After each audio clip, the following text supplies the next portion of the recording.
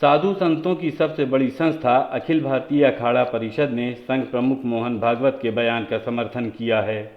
अखाड़ा परिषद ने अध्यक्ष महेंद्र गिरी ने कहा है कि ये बात सही है कि देश में रहने वाले हिंदुओं के साथ ही मुसलमानों और ईसाइयों का डीएनए एक ही है। कुछ लोगों ने लालच और दबाव में हिंदू धर्म छोड़कर इस्लाम और क्रिश्चियन धर्म अपना लिया था। उन्होंने कहा कि भारत में रहने वाले सभी मुसलमानों और ईसाइयों के पूर्वज पहले हिंदू ही थे। वहीं मॉब लिंचिंग की घटनाओं पर संघ प्रमुख मोहन भागवत द्वारा दिए गए बयान का भी समर्थन किया है। उन्होंने कहा है कि मॉब लिंचिंग की घटनाओं को किसी भी तरह से जायज़ नहीं ठहराया जा सकता। उन्होंने कहा कि गाय हमारी माता है और हमेशा रहेगी, लेकिन इसके बावजूद गौ हत्या के नाम पर मॉब लिंचिंग कतई से करना सही नहीं है। महंत नरेंद्र गिरी ने कहा है कि अखिल भारतीय अखाड़ा परिषद ये कोशिश कर रहा है कि देश में रहने वाले ईसाइयों और मुसलमानों को भी हिंदुत्व की विचारधारा से जोड़ा जाए। उन्होंने कहा है कि संघ प्रमुख मोहन भागवत ने उचित ही कहा है कि किसी मुसलमान को देश छोड़ने के लिए कहना गलत है। महंत नरेंद्र गिरी ने कहा है कि देश में रहने वाले मुसलमानों और ईसाइयों के पूर्वज भी हिंदू ही थे, इसलिए अखाड़ा परिषद उनसे घर वापसी की भी कोशिश कर रहा है। उन्होंने मुसलमानों और ईसाइयों से अपील की है कि सभी लोग अपने पुराने धर्म में लौट आएं और सभी का समावेश हो। ये देश की एकता और अखंडता के लिए उचित रहेगा। देखिए, आदरणीय भागवत जी का बयान बिल्कुल सत्य है और सारे संत महात्मा उनका समर्थन इसलिए करते हैं कि ओवैसी जी अपने पूर्वजों पर ध्यान दें तो वो पहले हिंदू ही रहे होंगे। भारत में रहने वाला हर मुसलमान पहले हिंदू था, हर क्रिश्चियन पहले हिंदू था। ये तो लोगों ने लालच में, दबाव में कोई न कोई बन गए। तो इसलिए अगर उनका टेस्ट कराया जाए, पूर्वजों का दिया जाए इतिहास, तो सब हिंदू थे। यहाँ डीएनए टेस्ट कराया जाए, बिल्कुल हिंदू थे, इसमें दोहरा नहीं है। भागवत जी का बयान बिल्कुल सत्य, स्वागत योग्य है। और हम लोग प्रयास भी करते हैं कि जो हमारे मुसलमान भाई के पूर्वज जो पहले हिंदू होकर मुसलमान हो गए, उनको अपने विचारधारा में लाने का प्रयास भी किया जाता है और करते भी लोग हैं। और जो एक उन्होंने बयान और दिया है कि गाय हमारी माता है, बिल्कुल गाय हमारी माता है और माता हमेशा रहेगी। लेकिन जो लोग किसी एक सामूहिक बना करके और किसी की हत्या करें, वो गलत है। वो उनका विरोध किया, वो भी उनका जायज़ है, वो विरोध करना भी चाहिए। एक बार मैं फिर कहता हूँ कि जो भी हमारे भारत में रहने वाला प्रत्येक मुसलमान, प्रत्येक क्रिश्चियन, पहले उसके माता पिता पूर्व हिंदू थे, किसी लालच में आ गए हैं। मैं उनसे निवेदन करता हूँ कि अब सारे के सारे सब हिंदू समाज में आ जाएं, सबका समावेश हो जाए, ये अच्छी बात रहेगी। नहीं, देखिए, वाल्मीकि जी उन्होंने सही क्या गलत कहा है? उन्होंने यही कहा ना कि गाय हमारी माता है, लेकिन इसके आधार बना करके और किसी की हत्या की जाए, वो गलत है। वो हिंदू नहीं तो वो हिंदू, हम ये नहीं कह रहे हैं कि वो हिंदू हो सकता है, ऐसा हम नहीं कह रहे, हिंदू है, वैसा नहीं है, लेकिन जो हत्याएं हो रही हैं वो गलत है, वो नहीं होना चाहिए। समाजवादी पार्टी ने जिला पंचायत अध्यक्ष के चुनाव में पार्टी विरोधी गतिविधियों में शामिल अपने 4 सपा नेताओं को पार्टी से निष्कासित कर दिया है।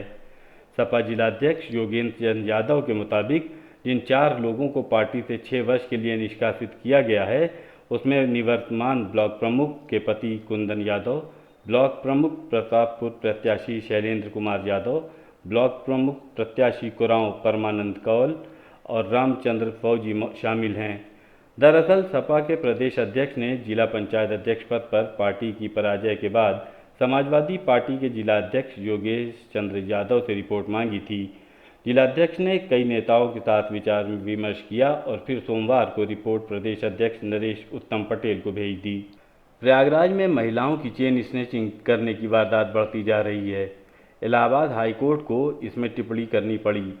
बावजूद इसके पुलिस भले इन तक न पहुंच पाए, लेकिन स्थानीय लोगों ने इन पर अंकुश करने का साहस किया है। मामला शहर के कैंट थाना क्षेत्र के राजापुर का है, जहां एक महिला से चेन छीनकर भाग रहे 2 युवकों को महिला और स्थानीय लोगों ने दौड़ाकर पकड़ लिया। इसके बाद स्थानीय लोगों ने पुलिस को सूचना दी और मौके पर पुलिस आई। पुलिस के मुताबिक ये दोनों युवक मेरठ के रहने वाले हैं और प्रयागराज व उसके आसपास के जिलों में चेन स्नैचिंग की वारदातों को अंजाम दे रहे हैं। यूपी के कौशाम्बी में बेरोजगारों का गुस्सा घर से निकलकर सड़क तक पहुंच गया। सरकारी नौकरी की बांट जो रहे युवाओं का गुस्सा फूट पड़ा। जिले के बेरोजगार युवक सेना भर्ती पुनः चालू किए जाने की मांग को लेकर मंजनपुर मुख्यालय जाधव के जिले के कोने कोने से सैकड़ों की संख्या में बेरोजगार युवक डाइट मैदान से नारेबाजी करते हुए कलेक्ट्रेट पहुंचे। बेरोजगार युवाओं ने आवाज बुलंद करते हुए सरकार से सेना में पीआरओ की भर्ती को पुनः खोलने की मांग की। युवाओं ने बताया कि सेना की भर्ती खुलने के इंतजार में उनकी उम्र बढ़ती जा रही है। आयु सीमा अधिक होने के बाद उन्हें नौकरी नहीं मिलेगी। बेरोजगार युवक डीएम से मिलकर अपनी समस्या बताने के लिए कार्यालय तक पहुंचे, लेकिन डीएम के न मिलने पर एडीएम मनोज कुमार से मुलाकात की। उन्होंने राष्ट्रपति को संबोधित करते हुए एक ज्ञापन भी दिया। ज्ञापन के माध्यम से युवाओं ने कहा कि पिछले 2 साल से कोरोना के कारण सेना में पीआरओ की भर्ती बंद है। भर्ती बंद होने से युवाओं का सपना चकनाचूर हो रहा है। सरकार को बेरोजगारों की कोई फिक्र नहीं है। यदि शीघ्र ही भर्ती नहीं चालू की गई तो युवक ओवरएज हो जाएंगे। युवाओं के हित में सरकार को भर्ती खोलनी चाहिए। हमारी मांग है सर, डीएम साहब को ज्ञापन देने आए हैं कि हमारी भर्ती 2.5 साल से नहीं लगी है। हम युवा परेशान हैं, बेरोजगार होते जा रहे हैं, हमारी एज जाती जा रही है और आज तक मतलब भर्ती लगी नहीं है। ओवरएज होते जा रहे हैं, हमारी कोई सुनवाई नहीं हो रही है। हम डीएम साहब के पास मिलने जा रहे हैं तो हमको मिलने नहीं दिया जा रहा है। एडीएम साहब ने हमारे ज्ञापन लिया, लेकिन हमको डीएम साहब से मिलना था, हमें मिलने नहीं दिया जा रहा है। क्या नाम है? कौशाम्बी जिले में सेना की नौकरी दिलाने के नाम पर बेरोजगार युवकों से ठगी करने का गैंग सक्रिय है।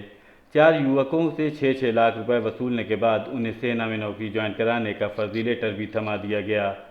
लेटर लेकर नौकरी ज्वाइन करने जब युवक आसाम पहुंचे तो सेना के अफसरों ने फर्जीवाड़े की जानकारी दी। ठगी के शिकार युवकों ने मामले की शिकायत एसपी राधेश्याम से की। एसपी ने मामले में कार्रवाई का आश्वासन दिया है। सेना में भर्ती के नाम पर गैंग ने अपने जाल में फंसाकर कई बेरोजगारों को लाखों का चूना लगा दिया है।